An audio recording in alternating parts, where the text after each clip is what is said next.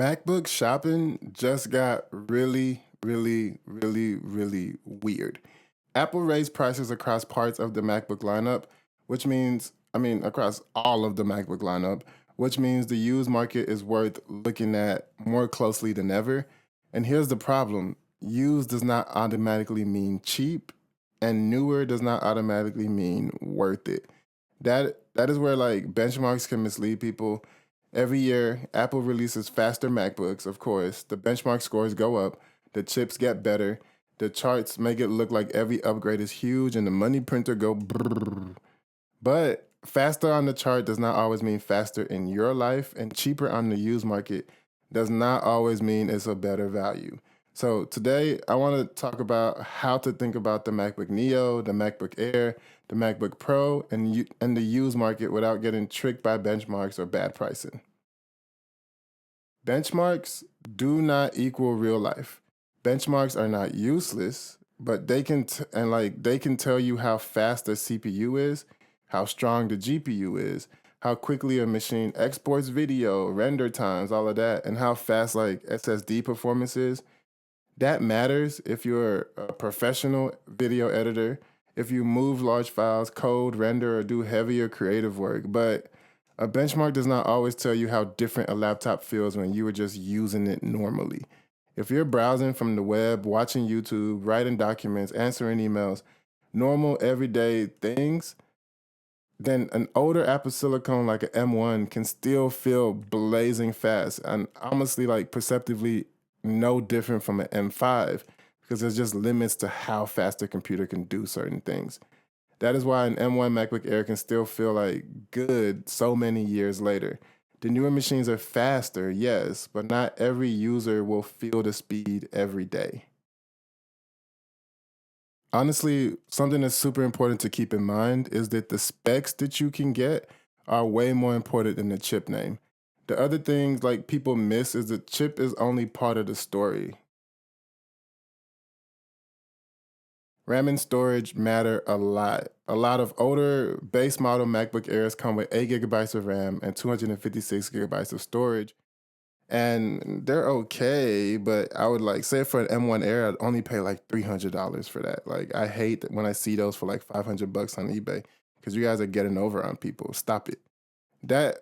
And the base can still work for some people, but if I'm buying a MacBook today, especially used, I would rather have 16 gigabytes of RAM and at least 512 gigabytes of storage.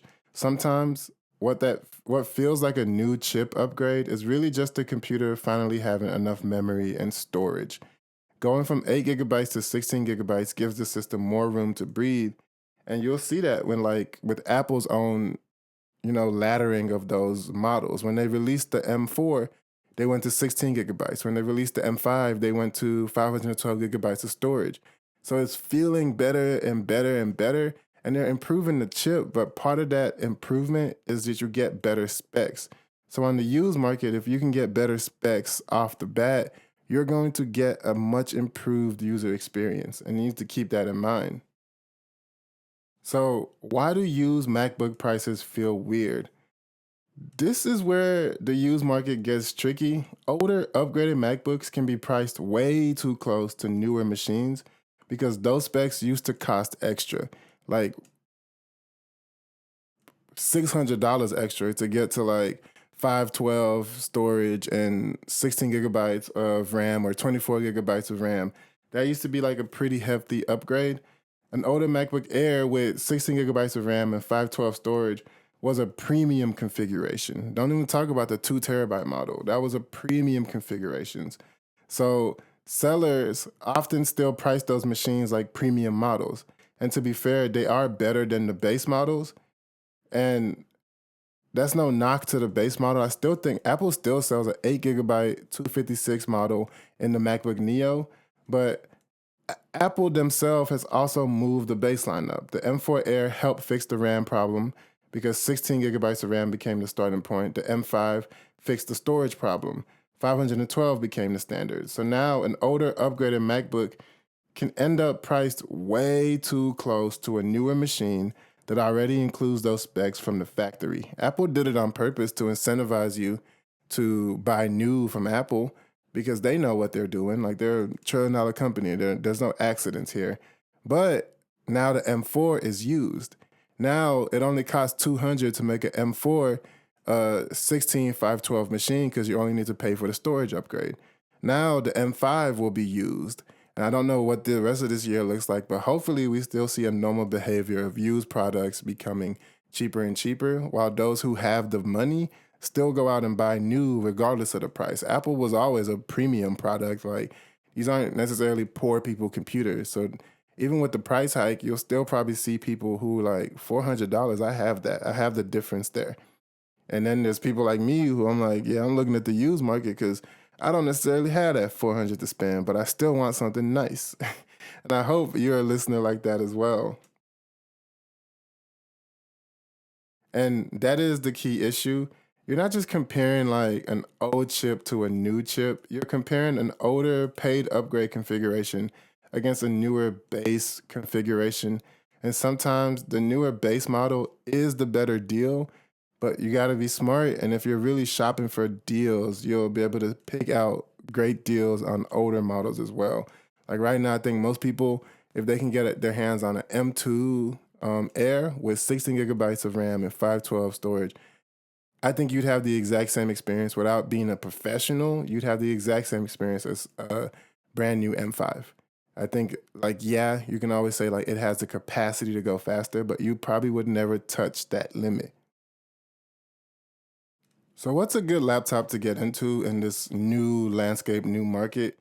The Neo changes everything from the entry level still, even though the doesn't make sense to me. If someone still wants the cheapest new MacBook and they just need it for basic things, there is the Neo straight from Apple. You can also right now buy a Neo used for a discount. And so, like eBay has them refurbished. These are computers that have been out for 3 months. Even if you're buying them used, technically, they couldn't have been used that much. And most of the time, people just return them and then they end up on an eBay pallet or on a refurbisher's pallet and they just sell them. They don't refurbish anything. That's one thing people don't understand. They don't refurbish anything. And I wish people understood that about Macs more often. It's like they don't open that thing up. They just check to make sure it's working. They run the diagnostic. They okay it. Their technicians okayed it. They're like, okay, there's nothing wrong with it. We can sell it. And so it's usually a pretty good computer at that point. You unless you're buying from a private seller, then you kind of have to check more things, but whatever. The MacBook Air is still probably the best all around choice for most people. It is thin, light, fast, quiet, good enough for the majority of everyday users. But if you're buying used, I would focus on 16 gigabytes of RAM and 512 gigabytes of storage. I really don't think it's worth your time to be going through the pitfalls of the used market to get a base model configuration. I don't really think it's worth your time. I think you should value your time more than that. And these deals are out there. You should just hunt for them and make sure you get them. And the MacBook Pro is a bit different. It's always been for professionals, but especially when the M series chips came out, benchmarks matter more for the pros. If you do heavy video editing, heavy creative stuff, work with large files, 3D stuff, all of that stuff that if you know you do it, then like you're not even watching this video. Like you know what computer you need, and that's a different case. If you want the performance of a pro or the screen of a pro, buy used because those things are all available in the M1 Pros, the M2 Pros, the M3 Pros. You can get all of that, but you have plenty of power and performance headroom regardless. If you need the bleeding edge, you're not my audience. I'm gonna be very blunt about that. But if you're mostly doing like everyday laptop stuff, do not buy a MacBook Pro. Like buy a MacBook Air and a nice iPad. Like if you want to spend just $2,000, like buy the iPad with the great display. But don't buy a MacBook Pro if you're a basic user. You like try to find the Air that fits you the best. Here is the rule I would use. A MacBook is only a deal if the price is far enough away from the new one. This applies to the Neo, this applies to the Air, this applies to the Pro. Before buying used, compare it against the current new price, sale price, refurbished price, and open box price. And be very careful with that in this month of June 2026 because Apple just raised prices. The AI apocalypse is happening, and you can probably snag a better deal than you think, especially if you compare to new prices. Like new prices are insane. But as someone who's an avid used shopper, the M4s are a good value. The M3s are a good value. The M2 is like the sweet spot of you can probably get a lot of improved specs and a chip that is still plenty powerful. With the newer machine, you may get fresh battery, warranty, longer software support, better resale value, and a better base configuration. Of course, all of these things are good things, but if the used machine is meaningfully cheaper and has the specs you actually need, then used can still be a great deal. So don't upgrade just because the benchmark is higher. Don't buy used just because the price is lower. Ask yourself like three questions. What do I actually do with my laptop? What specs do I actually need? And is this used price low enough to make the trade off worth it? Benchmarks are useful, used prices are useful, but neither one tells you the whole story. And you should want to do that research and make an informed decision. There's plenty of videos on YouTube. Don't get lost in all of that, but get lost in the research. Like, look at the market, use chat, use all of these tools. You might as well use AI to your benefit because it's fucking us over in every other way. So, like, use it to your benefit and then follow your dreams. Like, I think a computer is important because, like, you should want to use it to make your dreams reality. I grew up in like, and this is just like my personal tidbit, but like I was always into computers, but my family never didn't necessarily have the money for me to go into anything computer related because computers were an expensive thing back then. And I always had a passion for it that I followed into my life. And I'm just now getting to a point where like I'm using that knowledge that I built to do other things, to do YouTube, to make music, to do whatever I really want to do. 3D models to when I'm helping my wife remodel the house. Like I'm using technology in meaningful ways in my life, and I want everyone to have access to great technology. So I like doing like Apple like stuff right now because Apple makes really fantastic computers, and on the used market, I would never buy a 4-year old used Windows computer. I just wouldn't do it over my dead fucking body. But I would buy a 4-year old used MacBook at this particular time in history.